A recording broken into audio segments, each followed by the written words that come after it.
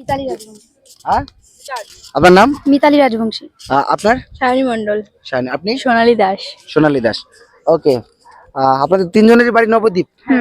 ওকে, বলতে পারবেন যে মধ্যযুগে মানে নবাব সিরাজউদ্দৌলা যখন নবাব ছিলেন পশ্চিম বাংলা, বিহার, উড়িষ্যার, তখন নবদ্বীপের রাজা কে ছিলেন? নবদ্বীপের রাজা পারবো না, হ্যাঁ, আমার মাথায় আছে না। নবদ্বীপের রাজা কে ছিলেন?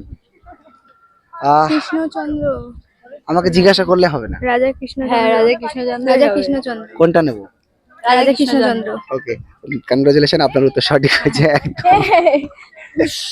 ওকে, আচ্ছা, এই রাজা কৃষ্ণচন্দ্রের সভায় একজন সভাকবি ছিলেন, যিনি অন্নদামঙ্গল কাব্যগ্রন্থ লিখেছিলেন, তার নাম বলতে পারবেন? সভাকবির নামটা সভাকবি ছিলেন যিনি অন্নদামঙ্গল কাব্যগ্রন্থ লিখেছিলেন, রচনা করেছিলেন। মানে কিন্তু না, অন্নদামঙ্গল কাব্যগ্রন্থ যিনি লিখেছিলেন। মাথায় আসছে না।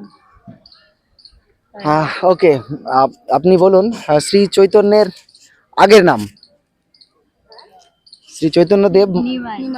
নিমাই। নিমাই। ওকে, ধন্যবাদ। আপনার নাম? সোনালী দাস। সোনালী দাস। কনগ্রাচুলেশন, দুজন দুটো পেরে গেছে। এবার আপনাকে পারতেই হবে নবদ্বীপ নিয়ে প্রশ্ন, খুব ইজি কোশ্চেন। এই যে মন্দির, ইস্কন মন্দির, এই ইস্কন মন্দিরের আরো একটা নাম আছে। মায়াপুর। জি না। মিয়াপুর। না,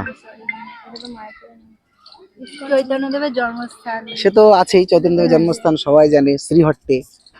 আমি এটাও করে নিতে পারতাম। মন্দিরের আরেকটা নাম আছে, সামনের দিকে আসলে গেটে লেখা আছে। ইস্কন মন্দির। ইস্কন মন্দিরেরই তো নাম। ইস্কন মন্দির ছাড়া। ওকে, ধন্যবাদ, নো ইস্যু। আপনারা তিনজন দুটো তো পেরিয়ে গিয়েছেন, আমি বাকিগুলো বলে দিচ্ছি, আপনাদেরকে সহযোগিতা করছি। ধন্যবাদ।